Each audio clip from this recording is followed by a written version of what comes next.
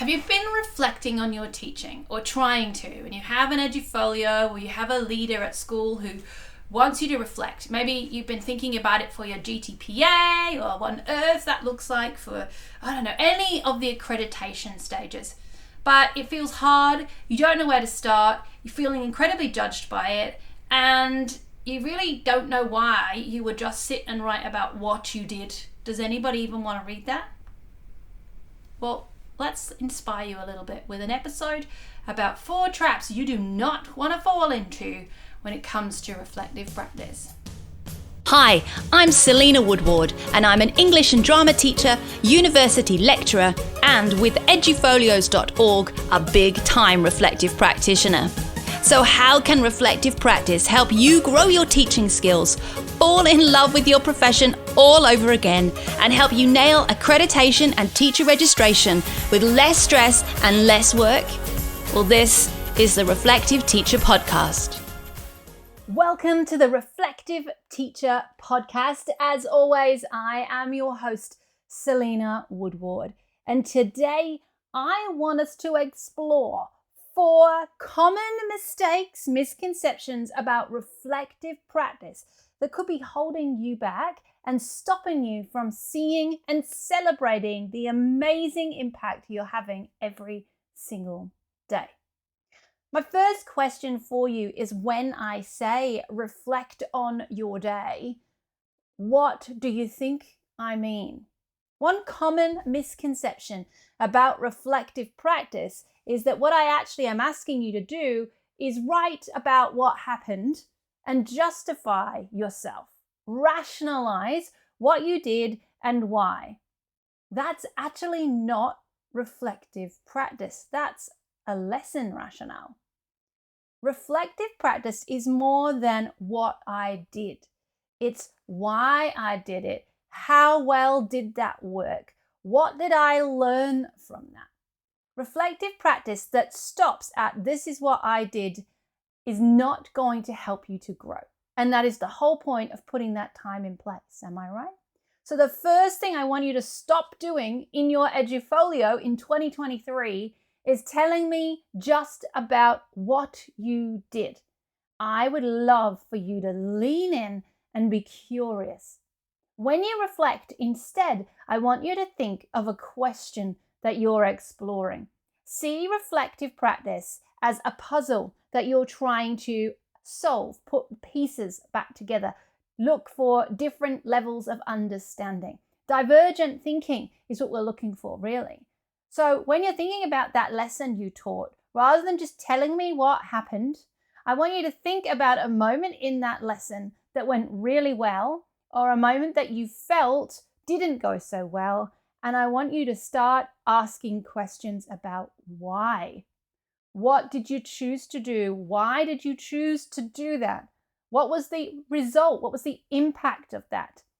And if you're not sure how to measure that impact, maybe there is something in it for you too. Reflecting on how in your lessons you are leaving room to check that what you're doing is correct, is working. And that leads me really neatly into number 2. Most of us in our reflective practice, in fact in life, make assumptions. We assume that the reason X happened was because of Y. Of course it is. I've been teaching for 20 years, or that kid has a reputation. And we make assumptions. Assumptions are incredibly dangerous and are actually a really great thing to identify and use as the question that we needed for point 1.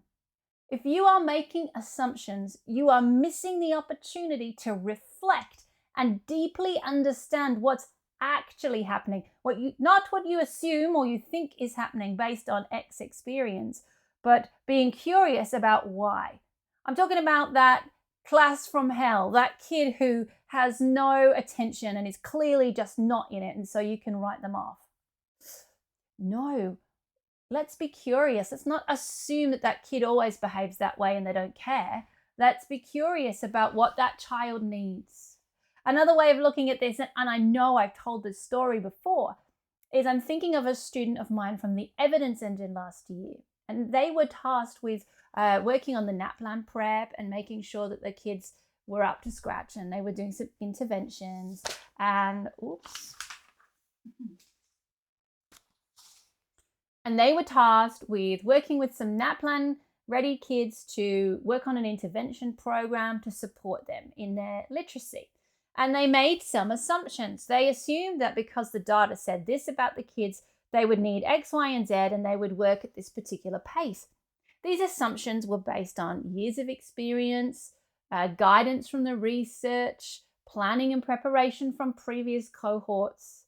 But having learned about how to measure impact in every 20 minutes of a lesson, this teacher started to realize that they had made assumptions, and that had they not checked in, had they not leaned in and been curious, they would have wasted some time for these kids going over concepts that they actually already knew. There was something else holding them back. Now, there is such power, empowerment in understanding what's going on and why. So reflection needs to be about puzzling it out. If you find yourself saying things like, oh, well, blah, blah, blah, blah, blah, feel like you're putting the blame or shame on yourself or on someone else, that's a real sign to lean in and ask a question and check assumptions. Are you making some? What are they? Why are you making those assumptions? And can you test what you think you know? Because I can tell you now, if you reflect in your portfolios for accreditation based on assumptions, there will not be enough evidence to get that green light that you need to move to stage 2.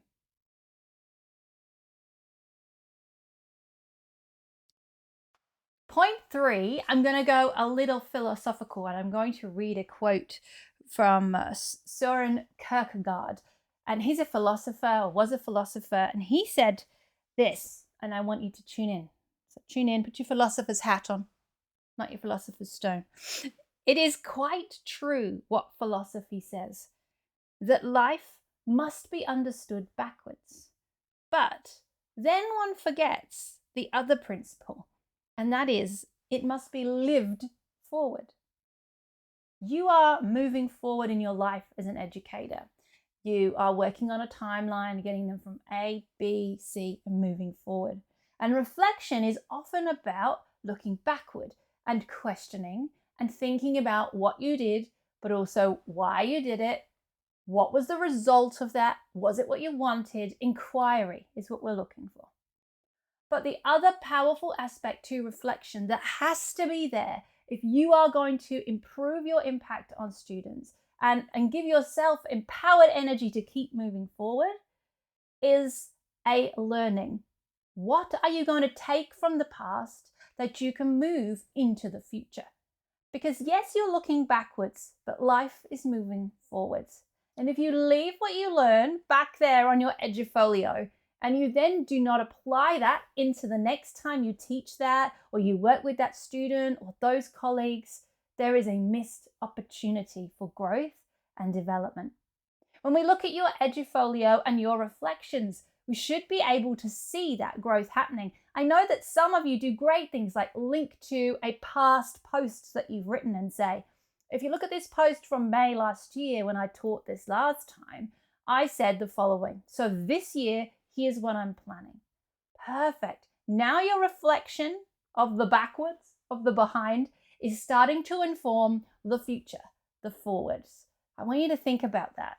How is your reflective practice making you change or grow or do things differently next time around? How are you applying what you're learning into your context at school? And that leads me to the fourth and final thing that I want to talk about, which is context. Because context is the key for reflection. And let me tell you now, if all your reflection is just in your head, the only context you have is your brain. And your brain, just like my brain, is full of assumptions and stories, and it's triggered by emotion, and it has a whole history in there that is influencing the way it sees reality, the way it sees the world. That's where assumptions come from. It is incredibly powerful in the first instance to get it out of your head and onto paper. Lots of research about that.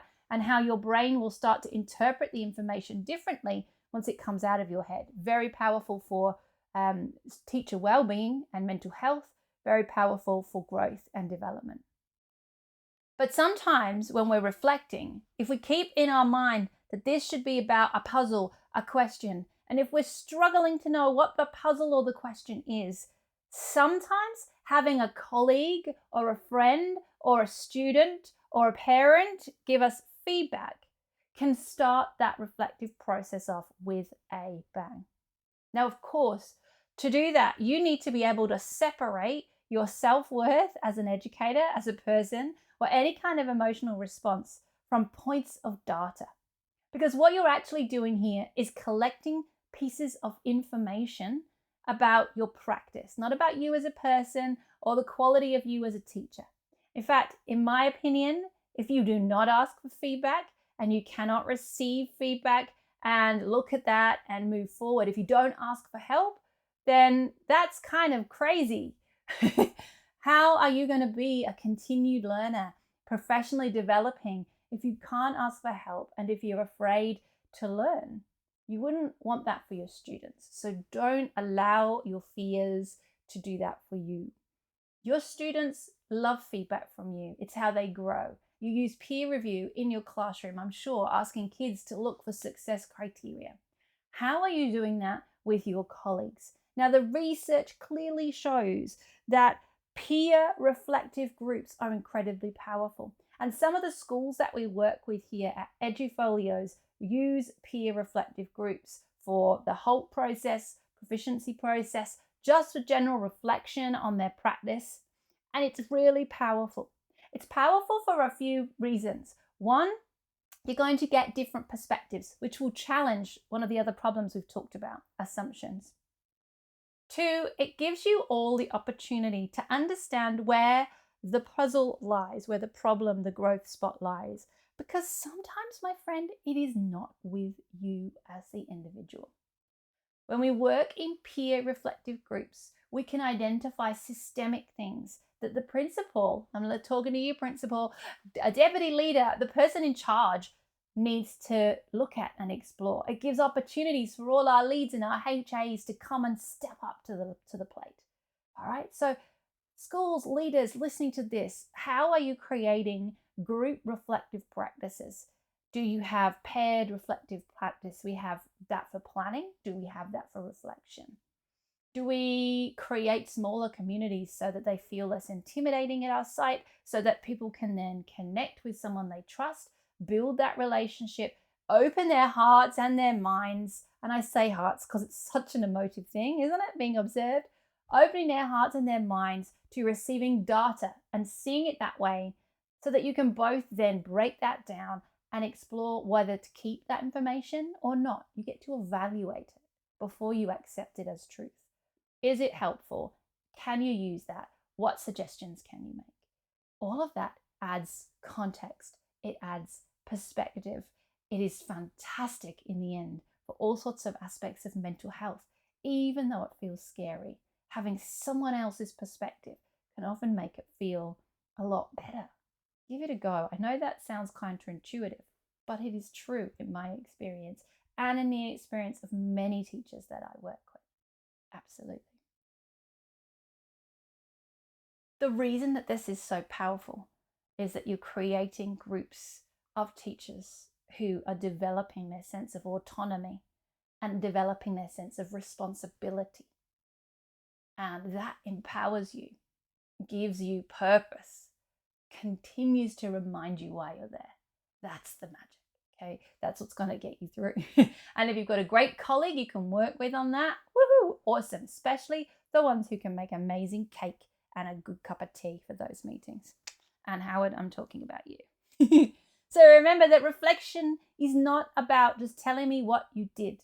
Reflection, just like a mirror, is about holding something up and examining it, asking questions about it, learning about what you see, trying to involve different perspectives in that view. What I see, what do you see? What do we see? Is there anything there that is not about this particular mirror, but is coming from the environment that's in the background? Reflective practice has the power to transform the impact that you are having, to transform the outcomes that you are having, to transform your confidence, your efficacy, your autonomy. It's a powerful thing. That is why Edufolios exists, because I know its power. I felt it as a teacher. And I would encourage you in 2023 to look at how you're reflecting. Because if you are spending time, my friend, dedicating your energy to reflection, we want that reflection to be powerful, purposeful, and invigorating. We do, don't we?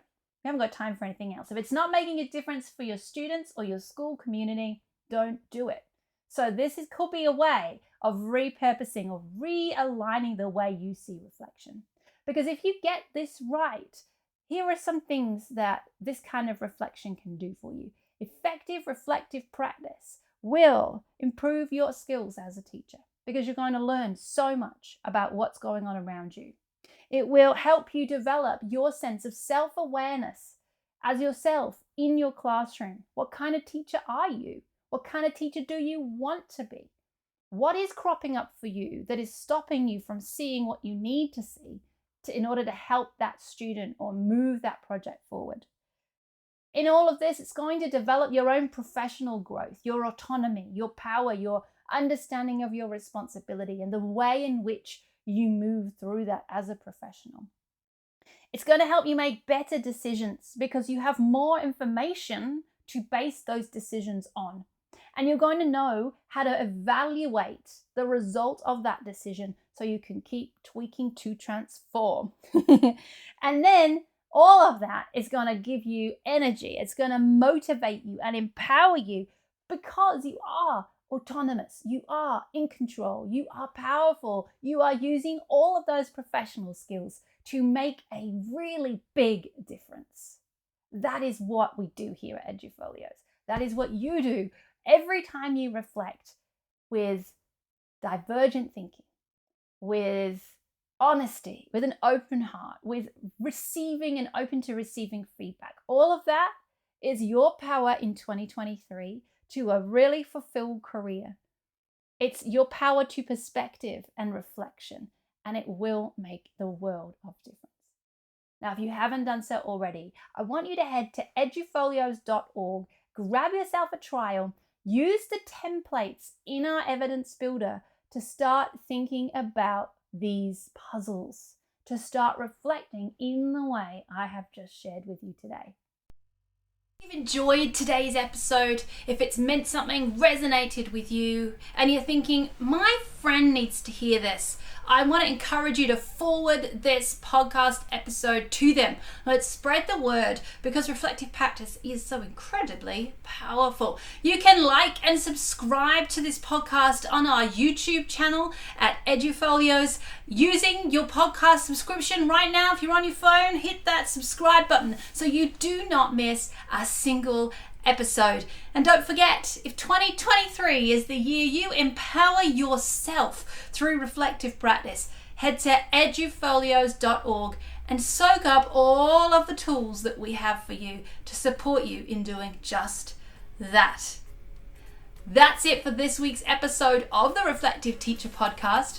Next week, we're going to explore how we have those conversations with our colleagues. How do we gather, report, and use as evidence reflections from other people? I'll see you this time next week on the Reflective Teacher Podcast.